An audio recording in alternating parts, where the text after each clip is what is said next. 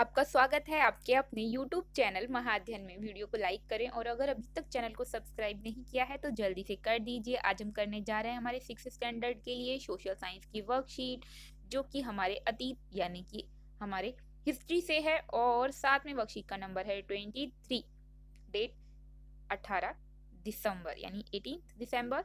और साथ में हम अध्याय 7 जो कर रहे थे वही अभी भी करने जा रहे हैं। नए प्रश्न नए विचार, और आज इसमें हम बात करने वाले हैं विहार की। हमने बात की थी नए तरीके के विचारों की, नए सवालों की, जो उस वक्त जो मन में आ रहे थे उस वक्त के लोगों के मन में, और वही व्यक्ति जो धीरे धीरे उन्हीं प्रश्नों के उत्तरों की खोज में निकले, ज्ञान के खोज में निकले और ज्ञान की खोज में निकले हुए यही व्यक्ति हम आज जानते हैं महात्मा बुद्ध, महावीर जैन और बहुत सारे दूसरे नामों से। और हमने इसी पर चर्चा उपनिषदों में के उपनिषद शब्द के साथ भी की थी कि ये सवाल किसी एक व्यक्ति के मन में नहीं, बहुत सारे लोगों के मन में थे और बहुत सारे लोग उन सवालों की जवाबों की खोज में घरों से भी निकल रहे थे। अब हम बात कर रहे हैं विहार। ये विहार क्या है? हमने बात की थी कि ऐसे लोग जो ज्ञान अर्जन करना चाहते थे, महात्मा बुद्ध के साथ उनके नक्शे कदम पर चलना चाहते थे, पहले पुरुष और बाद में स्त्रियों को भी अनुमति मिल गई थी उन संघों में प्रवेश करने की। अब सीधी सी बात है, जब इतने सारे लोग ज्ञान की खोज में निकले हैं तो भोजन की आवश्यकता तो होगी ही, साथ में रात बिताने के लिए भी कहीं स्थान चाहिए ही होगा। अगर हम सर्दी गर्मी की बात न भी करें तो कम से कम बारिश के मौसम में तो आपको जरूर ऐसी जगह चाहिए ही होगी जहां पर आप किसी तरह से अपना वक्त बिता सके। और हम अच्छे से जानते हैं भारत में 4 महीने तो बारिश के होते ही हैं। तो जैन और बौद्ध भिक्षु पूरे साल एक स्थान से दूसरे स्थान पर घूमते थे और लोगों को उपदेश देते थे, अच्छी शिक्षाएं देते थे। लेकिन बारिश के मौसम में जब घूमना कठिन हो जाता था तो उनके लिए जरूरी हो जाता था कि वो एक ही स्थान पर निवास करें, एक ही स्थान पर रुककर रहें। पहले ये अस्थायी था, यानी कि वो सिर्फ 4 महीने के लिए रुकते थे या 1-2 महीने एक जगह पर रुके फिर दूसरी जगह पर रुक गए। स्थायी निवास नहीं था, टिककर कहीं नहीं रह सकते थे, ये अस्थायी था, सिर्फ बारिश के मौसम में ही आप कहीं पर रुक सके। लेकिन बाद में जाकर इन्हीं भिक्खु और भिक्खुणियों के लिए, भिक्खु भिक्खुणी किसे कहते थे? उन सभी लोगों को भिक्खु और भिक्खुणी कहा जाता है, कहा जाता था जो संघ में प्रवेश करते थे। तो इन्हीं भिक्खु और भिक्खुणियों के लिए बाद में स्थायी निवास बनाए गए, मतलब वो एक जगह पर टिक कर रह सके, ऐसी जगह उनके लिए फिक्स कर दी गई कि वो हर बार हर मौसम, हर बारिश के मौसम में वहां आकर रुक सकते हैं। क्योंकि पहले वो अस्थायी था, इस मौसम में यहाँ रुके तो किसी दूसरे मौसम में, बारिश के मौसम में किसी दूसरी जगह पे उन्हें रुकना पड़ता था, क्योंकि उनके पास स्थायी निवास नहीं था। लेकिन उनके पास जब ये स्थायी निवास बना दिए गए उनके लिए, उनके पास ये सुविधा उपलब्ध हो गई, तो यही वो जगहें हैं जहां पर ये बारिश के मौसम में रुकते थे और स्थायी निवास बन गए इनके, उसे ही विहार कहा जाता है। बिहार नहीं, विहार। व शुरू में ये विहार लकड़ी के बनाए जाते थे, बाद में इनको बनाने के लिए ईंटों का भी प्रयोग किया जाने लगा।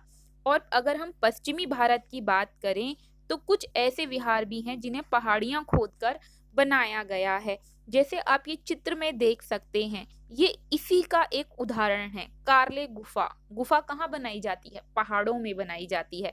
ये महाराष्ट्र की एक जगह है और वहां पर ये विहार है जहां पर भिक्खु भिक्खुड़ियां रहते थे।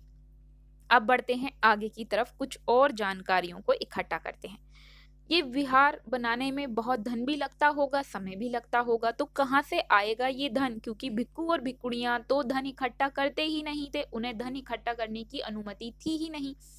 तो जो भी वहां के धनी व्यापारी थे या राजा थे या बड़े बड़े भूस्वामी थे जिनके पास बहुत सारी धन संपदा जमीन थी, वो लोग इन विहारों के निर्माण के लिए कई बार भूमि दान में देते थे और कई बार धन भी दान में देते थे।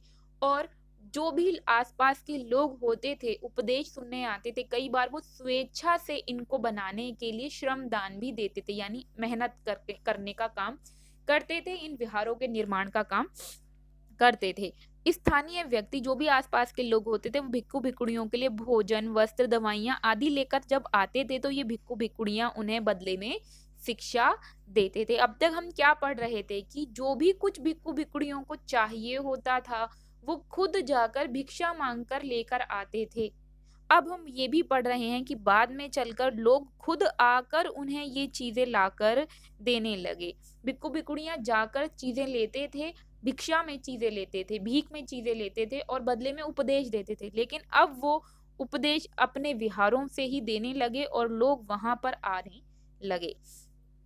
अब यहाँ पे हमें एक एक्टिविटी भी दी गई है, हमसे कहा गया है अपने परिवारजनों और शिक्षकों की सहायता से प्रमुख प्राचीन विहारों के नाम लिखने हैं।